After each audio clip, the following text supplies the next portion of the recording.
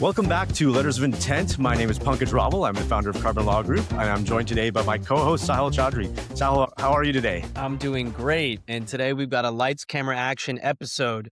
We've got Nadia Davari, who's going to be joining us today. I know, Pankaj, she's been a friend of yours, but I'm going to get the chance to get to know her today. She's an extremely accomplished attorney, entertainment attorney, film producer. She's very well recognized in the entertainment spaces. And we're going to learn a lot about what has changed in the entertainment business, what has not changed, how to think about deals, and how to think about risk. Absolutely. So, yeah, it's a very exciting episode. Nadia and I are in the same professional networking group, Provisors, and we've seen each other over the years. And I've always been intrigued by kind of what she does and how she helps her clients in the entertainment space. So this is going to be a great opportunity for listeners to learn really the intricacies of what it means to deal with entertainment law, entertainment legal issues that can arise, and how to hopefully avoid any mistakes that may come up as you try to put together a project or understand what even deal making is in the world of entertainment today. So, Nadia, we would love to hear from you on what were your early influences? Where did you grow up? Why law? What drew you to the profession? So, hello, I'm Nadia Davari. Thank you for having me and for the invitation to join you today. I am a native of Southern California. So, I am at UCLA USC. Go Bruins, go Hey, Trojans. someone else I know. Someone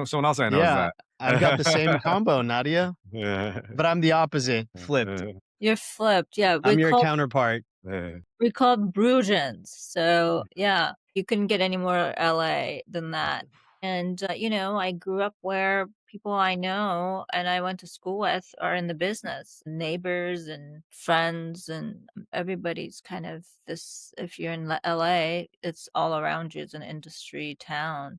Yeah, So it's a major part of our economy. So right. I was always around it. And USC is very big on film and entertainment. And UCLA has the number one film school, arguably, between USC and UCLA and NYU. And then USC as well. So it was all around us. And at USC, in law school, in your third year, you can take a certain number of units in any of the schools in the area that you're interested in practicing law in other schools on campus. And I did a couple classes on entertainment law in the Marshall School of Business. They have a concentration on the entertainment business. So I took some of their classes, which qualified for upper division classes for at the law school. And that's where it kind of started. And my family members are in the arts and the creative world. So the combination of all of the above kind of But brought we did notice you studied molecular biology, and I, for one, went into law because I'm not very good at math and science. You did the opposite. You've accomplished both. So what drew you to molecular biology, and how did you translate that in the legal profession? So I actually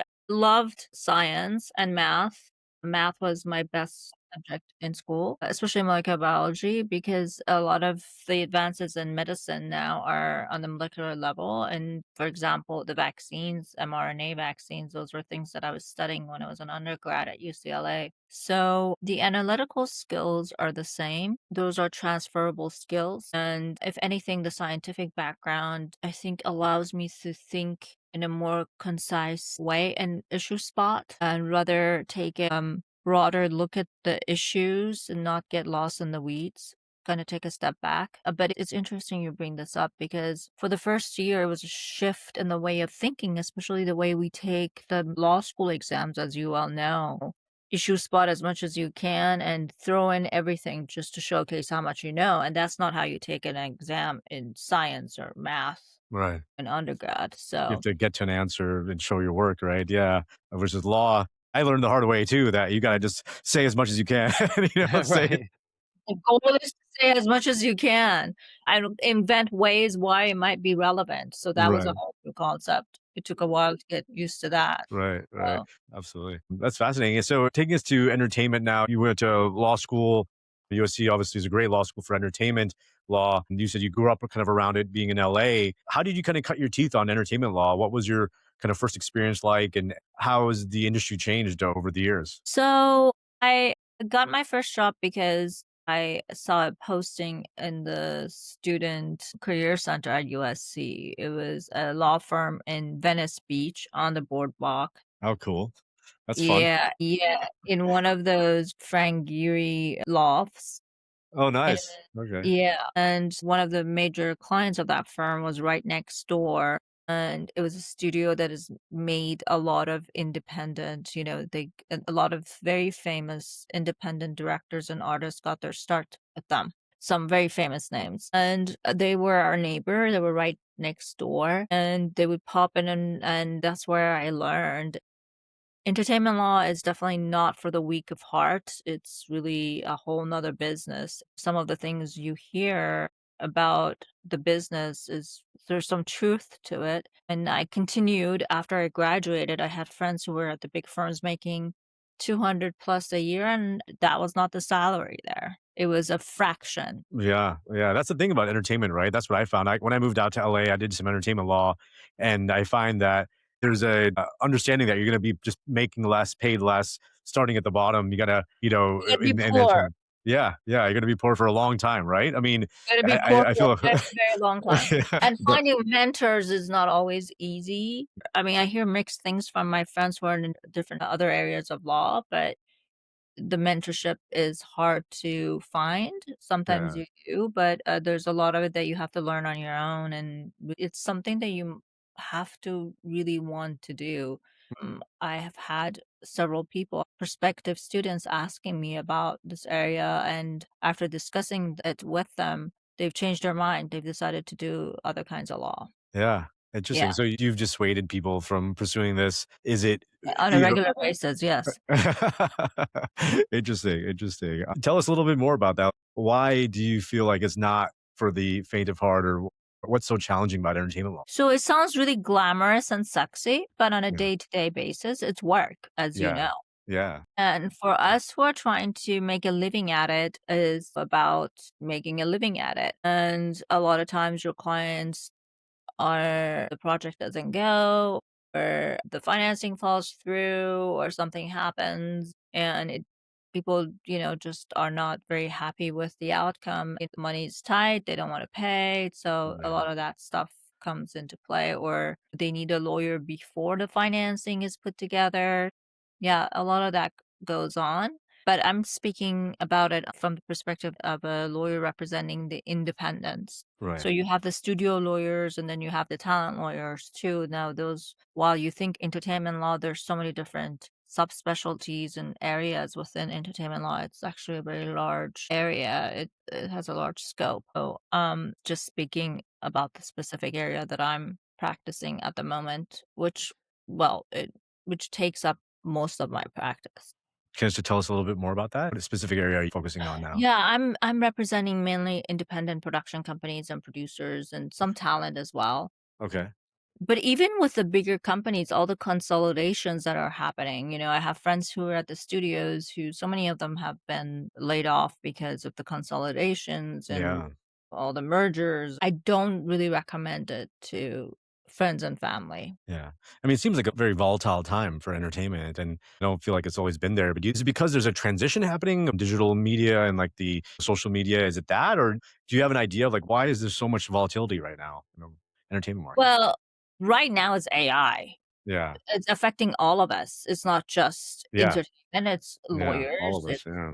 physicians, it's anybody with professional skills, people who write software for the computers. It's affecting everybody Yeah. across the board. But as you may recall, a few years ago, we had the strikes, and the folks in the entertainment world are at the forefront of, I feel like, with First Amendment issues and Deep Throat, and then now even the internet, and then now with AI affecting the laws in Ninth Circuit and in California. So, but now it's kind of widespread. It's affecting everybody. So, can you tell us a little bit more about how we were offline talking a little bit about the box office model versus now the streaming model? Did you go through that transition, or in what ways has your practice changed over time? Well, there was a time in which there were the video stores. I think I was still in, it was way before I became a lawyer, where Mhm. we used to go. I remember I'd go with my mom and dad or my siblings. We'd go to the video store and rent videos. And then it went to Netflix would send you those discs. Right.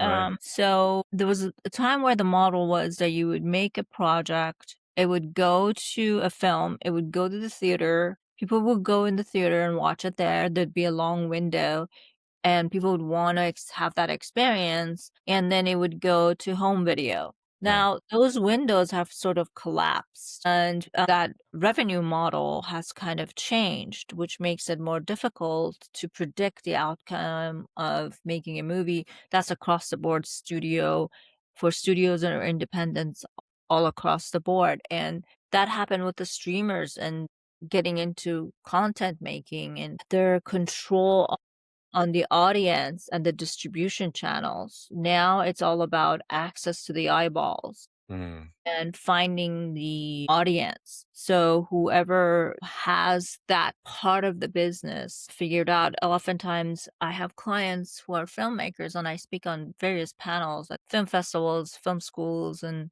law schools and entertainment law classes about making content. And while it's about your vision and what message you want to make and what movie you want to make and the creative process, you kind of and we're getting into the technical side. I don't know how far you wanna go down No, this yeah, no, path. I think this is fascinating. I think it's interesting. I mean, I'm interested in it. So please, yeah. Yeah, you have to have a eye out to the end of the process. That's often an afterthought, but it should be your primary thought. Like, where Mhm. are you gonna go? Who's gonna watch this? Kinda like writing an essay in college in your English class. You would outline it and you would think about what's your point and then how do you prove it? Or Right, even in law school, issue spotting, eye racking. right. So I kind of compare it to that same process. Who are you trying to reach? How are you going to reach them? And what is your message? So you kind of want to think about distribution and Mm. marketing from Yeah, the onset. So, on that point, I understand international distribution rights have historically played a role in financing film and TV deals. Is that still the case today? What does the financing diet look like today when it comes to a film Yeah, or that TV show? that model is kind of dying. It's still there, but it's not the way it used to be. You used to be able to finance your movie before you made it, and you have what we call the pre-sales, and right. that's what you're talking about. So, yeah, that is an issue.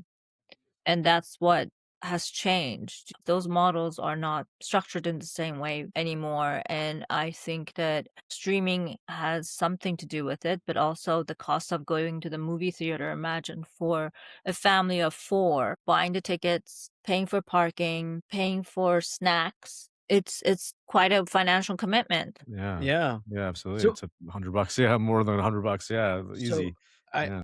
I bet these negotiations are quite tough, especially these days. You're dealing with studios. It sounds like you were mentioning you represent independent production companies and talent. What's your strategy or what's your mindset when you are negotiating with a large studio today? What are some leverage points that you know? What are some cards you usually have in your hand? Or how would you advise someone who's a producer today to go into those negotiations with a studio? So that is such a broad question. It really depends on the specific fact pattern of, or the specific situation, specific clients. And I'm not trying to evade the Yeah. question, but it's really specific to the situation, the project, the IP, the people attached. It's really will change depending on those factors. And so I can't really give you a question or answer.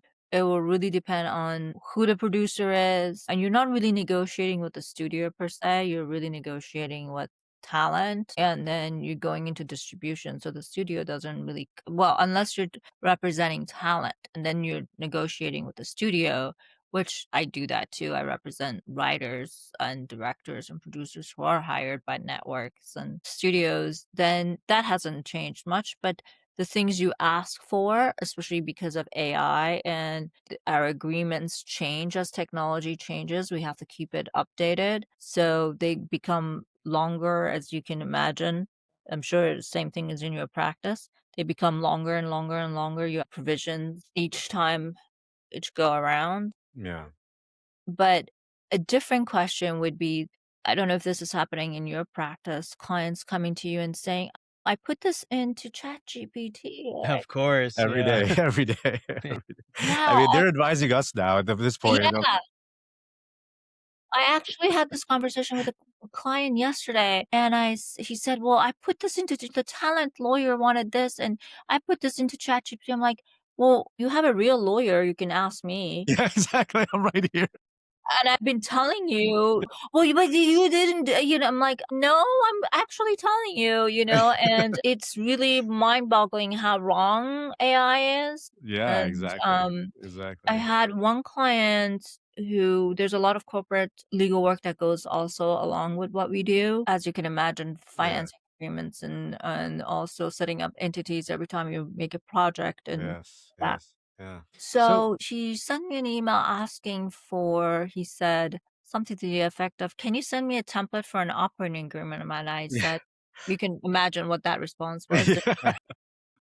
And then what state? Let's start with that. Yeah. How many partners and Right. all the list of questions. How is it managed and Yeah. who gets how much of the company and how do you decide on additional all the questions that you would ask. I Yeah. sent him out a very long email with all the questions that we need to answer. And then about a week later, he writes me back, oh, Nadia, I put this into Chat GPT and these are the answers. This is the problem. I think that you really identified the issue is that people don't want to think anymore. They're just like, let's just give it to AI. You have to think about these issues. Yeah, these questions. And some of the answers from AI was such gibberish Right. but it became very apparent that this particular client just didn't feel like he should pay for a legal advisor. Even though I've actually known him for a long time and most of my work is from other clients, I would say 90% of it, or other lawyers. It's Hmm. either other clients, 80% from other clients, 20% from other lawyers.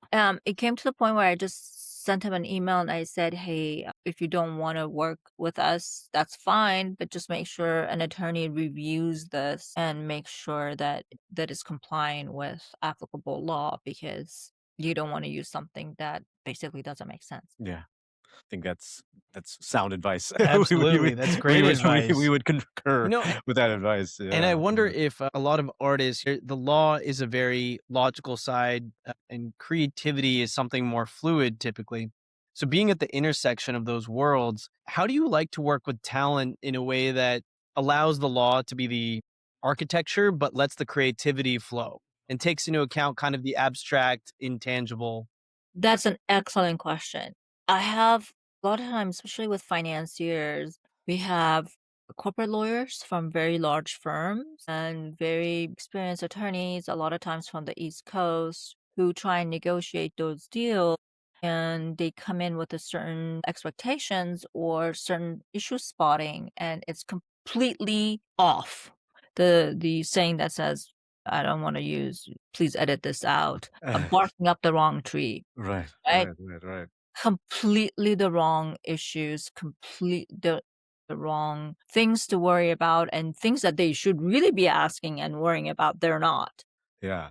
And that would be only if you have experience in this area. Right. And to answer your question more specifically, Sahil, sometimes I have referred litigation matters to very capable litigators who are not as familiar with the entertainment business. I did that once, and it's a very fine way of speaking to the client, Hmm.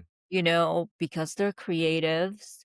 You have to do a certain amount of hand holding but then be firm, but only go so far, and then step back and explain in a certain tone and manner.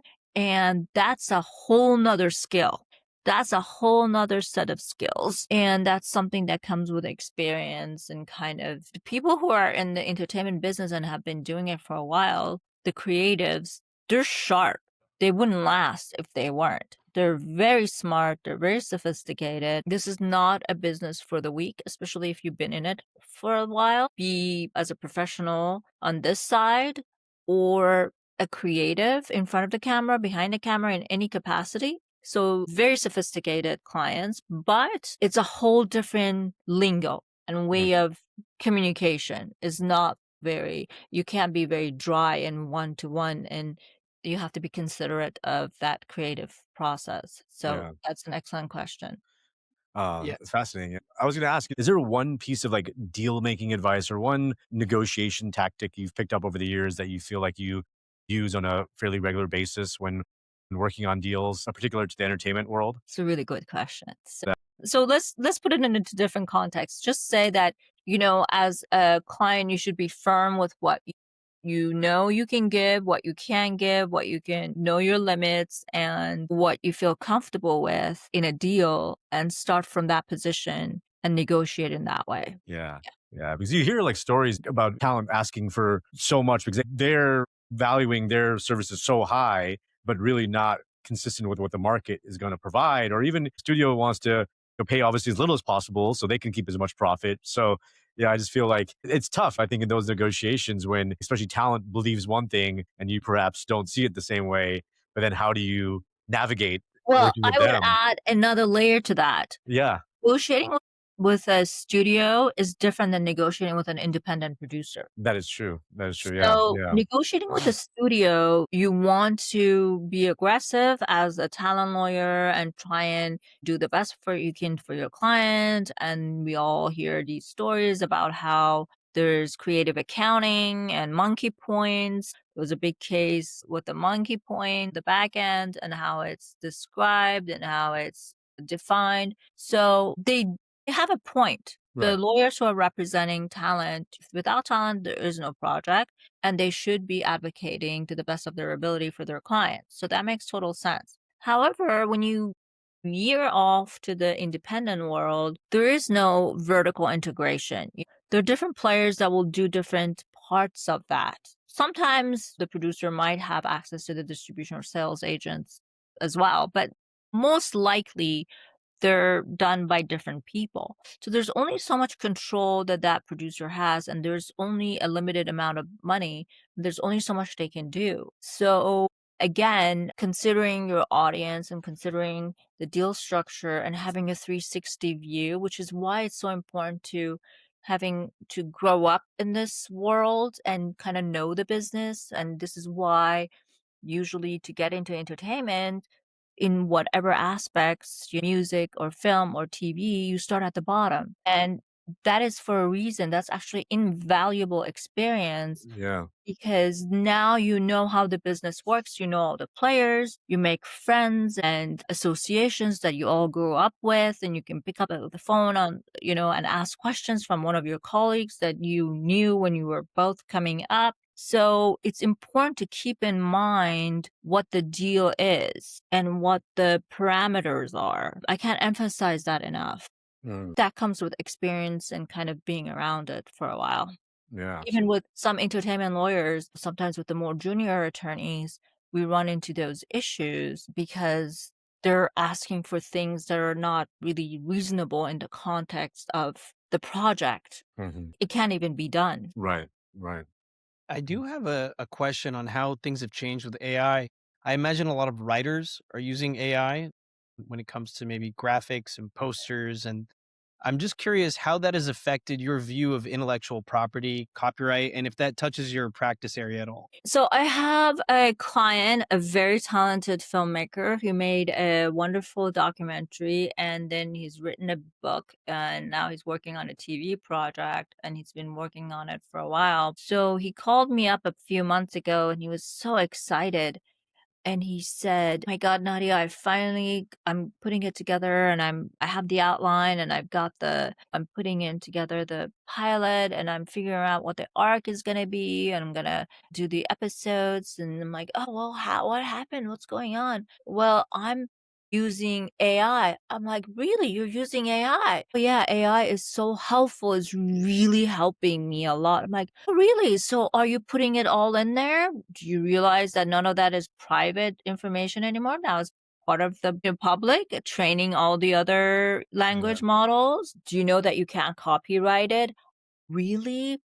Yeah. Yeah, copyright has to be created by humans, as you Yeah. well know, you Yeah. both well know, and that was a shocking new information to him. Well, yes, it's affecting it because people don't realize the consequences, that the information is dirty, that it hasn't been licensed, it could be violating somebody else's intellectual property rights, that you can't really copyright it if it's not generated by a human. And then you have issues of not being private anymore, being out there. So, yes. I have to kind of remind my clients, and I speak on about this on a lot of the panels I do, and kind of put people on notice to be careful in the way that they use AI to Absolutely. generate their creative work. What are your thoughts on AI in general in terms of its use in law and also in the entertainment? Like, what do you see the future of AI in kind of what we do, but also in the entertainment world as well? That's a really good question. I'm not sure if American audiences are really comfortable with AI generated characters. I mean, we had that Tilly actress, That's and right. people were not very happy with it. So I do know that in some other markets, there is AI generated content creators and influencers and the like. I'm not really sure if it has translated into our American appetites yet. Yeah. So I'm sure eventually it's coming for all of us and Yeah. everything. It's come for Mickey Mouse already with Yeah. Disney and OpenAI, right? Yeah. The They Yeah, have licensing of some. those characters. Yeah. It's right. interesting. And all the lawsuits that are going on by the Yeah. authors and the studios against the large language models. Yeah. Yeah. So, and all the books that have been used without the rights being licensed. Exactly. So, as far as for our legal services, what do you guys think? I mean, we use it we use it to like Lexus and things like that. We're very careful to not put like private information on any of the public services, but I leverage it a lot in terms of operations and quoting clients. And in some areas, it's become very useful in terms of the operations of the business. But again, do you think people need to, like you're saying, need to question it, right? You can't just blindly believe what you're getting is the right thing because oftentimes it will make errors, it will make mistakes. And I found recently that it sounds good. They've got it to a place where it sounds very good, but if you actually look at it for like analyze it for depth, it doesn't really have much depth. It's like lacks depth or soul or something there that it's able to kind of piece together a lot of different sources and give you an interesting answer, but like it doesn't have the depth of insight that you would expect that I think we go through. So So that's my perspective. I've experimented with Co-Counsel and we use Lexus AI. I think Lexus AI is great. So Lexus AI, if you're listening, sponsor our Yeah, show. yeah, You exactly. can contact us at Sahil at carbonlg.com. But no, Lexus AI I think is very powerful because you're able to pull up precedents very quickly, very easily. It's not a substitute for legal analysis. It's not a substitute for your own judgment to evaluate. It takes you one step ahead of just finding a basic precedent. So, like if you're working on a deal, when you are able to plug in a fact pattern, I think it is able to generate some very useful precedents. So that's the extent I can say I think it's been helpful. It probably will get better over time. I agree. You cannot, we see a lot of cowboy ChatGPT lawyering too. And it's easier for us to redraft an entire agreement than go through and redline somebody's God, yeah. ChatGPT Mm. agreement, which happens all the time. And you just look at the M dashes and bullet points and you're like, okay, I already know I have to redraft this. So that's counsel for everyone who's listening. You're working with your attorney. Please don't give us the nightmare of your ChatGPT work. Don't just send us There are tools just for this output. now. There are professional encrypted tools that we use, and attorneys have the sensibility to know how to insert a fact pattern, what the context is that AI is going to miss. So what I'm Yeah. hearing from you is that it's a good tool, is another tool. Kind of we were using shepherdizing when I was in law school. We were Right. shepherdizing. Nobody was looking up anything in any law book. Right. Yeah.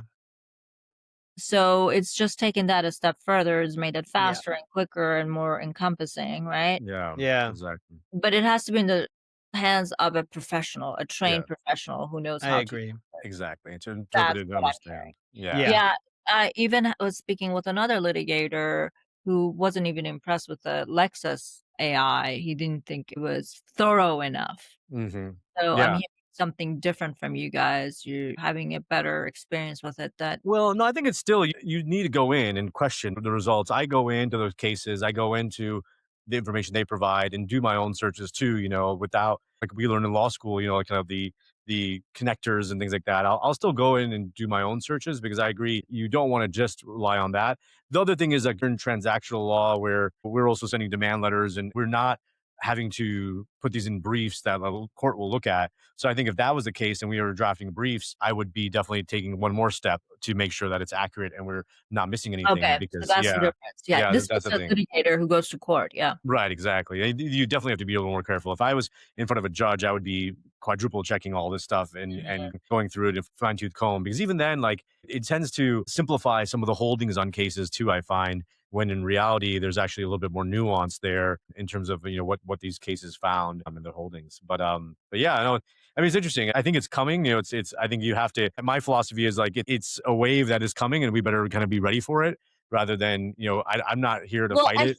Yeah, I'm not really sure until we get to the stage of what they call super like intelligence. AGI. Yeah, Yeah, yeah. that it is, and you were talking about this in the meeting we had. I don't, because it's limited by the information that you feed it. A lot of the information is inaccurate, biased, and racist, and Hmm.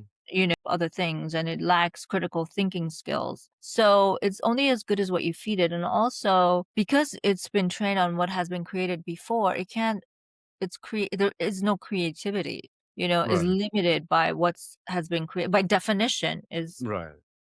is limited by what has come before. So I think that until the next generation comes, which I'm not sure is probably coming in pretty soon, we're just not there yet. Yeah. Well, I think it's interesting because I think if you like, it's an interesting conversation, I think, for maybe in part two, because like we just talk about creativity, right? And what is creativity in the world today, right? Philosophically, that's a very interesting conversation. But then if you look at like fashion, Sahil comes from a world of fashion. A lot of fashion is stolen, right? So how much creativity is there in fashion when a lot of it is derivative? And so the question is, yeah, how much of the creative works we see today are just derivative of what's been done in the past versus what is truly innovative, right? Like I think a good example is like, would AI have ever thought of taping a banana to a wall being one of the most Or shredding valuable a piece of art yeah, on the wall yeah, through right. its Would brain.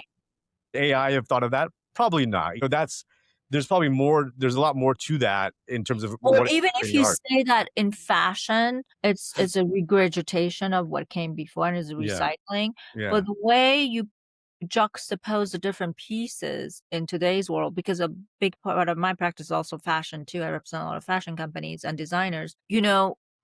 It's different. Maybe the style has been there before, but not the color combination Mm, or the way you use it juxtapose it with something else. That right, hasn't been done before. It's a right. fresh look on what has been done in the past. So Derivative, it's arguably, a right? Still, derivative work. It's a reconstruction of, in fact, the book I was going to recommend yeah, was, I think you've seen it in the document. Yeah, there you yeah, go. yeah. Still like Feel an like artist. an Yeah, artist. So it's taking what has been done before and maybe not even consciously, but subconsciously redoing it. But in the way you redo it, there's creativity in the way that you do redo it. And right, is AI capable of redoing it in that specific way? Even in generating a contract, which is why I say there is no template, right. because I have to change language in so many different ways to Yeah, situation with the different nuances within one single paragraph, right? right. Yeah, it's maybe part of it was in another contract or another one of it was in another template, but not the way I've strung it together for this particular situation. Right. No, so true. So true. Is AI, I mean, how many prompts do I have to give it to be able to come up with that? Whereas I could probably do it much faster. Yeah, no, that's true. That's true. I think it's interesting. I think it'll be interesting to see how I think it's been a good second look too at some of my drafting too. I was a application I use called Spellbook. Again, if sponsors out there, Spellbook, we'll take your money. But we use it. It's like a word plugin. And when I'm drafting a document, I'll actually have it go through. And I was just doing this on operating agreement the other day, and I said, okay, yeah, here's kind of what the client wants to see, what they've agreed to in their terms, and it actually highlighted some issues too that I was like, oh yeah, actually, we could modify this language a little bit here too, some of the tax language. So, I feel like it's another good way to check our work, another good colleague. That's why they call it kind of co-counsel to kind of review things. But is it perfect? By no means. Would I just allow it to do its thing on its own? Right? I definitely have to get in there. Yeah, or a lot of times I'm drafting cover letters or emails and my mind is at two places at the time, or I'm just really upset and I can't really think clearly. Right. And because there's so much I want to say, and I draft my own email and I put it into some AI model, and then it gives me a different version. I'm like, oh yes, okay. Now it toned it down. It Right. Exactly. make more Exactly. sense. Exactly. clarified what I was saying. Yes, that's what I was trying to say. So in that capacity, yes, Yeah, absolutely, absolutely. I think it's very useful in that capacity. And I have to go check out Spellbook. Yeah, Spellbook is interesting. I would recommend worth checking it out. It's been pretty useful, yeah, for us. Yeah. Is it different than Grammarly? Yeah, very much, very much. It uses a lot of the practical law and like a lot of the contracts from Westlaw and others for analyzing contracts and also language. I think it has a huge database of like contract language that I Oh, found. It does, and it also helps you like put comments in. So like I like when I edit contracts, I always want to put an explanatory comment there, and it actually helps you draft that as well. So it's been really useful. I mean, it affects the economics of what we do a little bit, but I think in providing the best work product for our client, it is pretty useful. So yeah. for contract analysis. See, now Yeah. you are selling it to me and my colleagues. Yeah, exactly, exactly. They should pay me. I should get a You should get a referral. commission. Exactly, exactly. So, Nadia, we do what's called our rapid fire round to kind of close things out. So, you already answered our first question, which was going to be what's a book every entrepreneur or creative should read? And I was hoping you could just expound on that a little bit of why you love this book so much. Yeah, so Steal Like an Artist by Austin Kleon. It talks about sort of the demystifies the creative process, right? And it kind of breaks it down in steps and it's a short little read. And, I feel like anytime you're stuck or you kind of feel maybe a little discouraged, it's a good thing to kind of look over and remind yourself that everything comes from different places and we all get inspired from people who created before us. So I find that book very encouraging, inspiring, and helpful. Is Perfect. there so the second question is like, is there a daily habit that keeps you sharp? Yeah, shutting off the phone, computer, and everything. I love it. I love it. Yes. What does success mean to you today Versus yesterday? Yeah. versus Tomorrow. yesterday? Versus yesterday versus 5 years ago, 10 years ago. Yeah. Yeah, in my parents' eyes or in my eyes? In your Your eyes. eyes. In my eyes or, in our eyes? Yeah. Both. I mean, yeah, I'd be interested to hear both perspectives. Yeah. Well, I'm a loser, I didn't become a doctor. Yeah. All of us on Yeah, this totally. call. Yeah, That includes so all of us. that's a non-starter right there. And why couldn't I be like my cousins who are multi-billionaires and entrepreneurs working on AI? Yeah. How about you? How about you? Yeah, what do you what is think? interesting to It's you? relative and in the eye of the beholder. Helping my clients, and it sounds cliche, but doing a good job and being able to communicate what they need, I think that's a really big part of it. Being able to convince my client that what I'm telling them is in their best interest, and to take the advice and implement it, especially in the age of AI. I feel like we're competing with AI now. We are. Yeah, you're right. You're right. Yeah. It's interesting. So Nadia, this has been a fantastic conversation. Usually it's about 20 to 30 minutes. This went on longer because I think it was your answers are so interesting and we really appreciate you taking the time. Where can people find you in case someone wants to reach out, someone has an entertainment law question? What's the best way to get in touch with you? I'm on LinkedIn and all social platforms. You can find me by my name. You can find me on YouTube. My website is all listed at nadiadavari.com, davarilaw.net. Okay. So, yeah, Wonderful. Wonderful. reach Well, out. yeah, it's been a pleasure. It's been a pleasure. Thank you so much for taking the time. You really found this episode fascinating and insightful into the entertainment world. We've had producers on in the past, and I think hearing it from an entertainment lawyer is a great perspective to have for a lot of our clients, especially because we're in LA and there's so much of it revolves around entertainment work. So thank you again for your insights, for your Thanks time, for having me. and sharing with us. Yes. And until next time, thank you all for listening. Please like, comment, share for more. We love to hear back from our listeners. And until next time, I'm Pankaj Raval. And I'm Sahil Chaudry, and this has been Letters of Intent.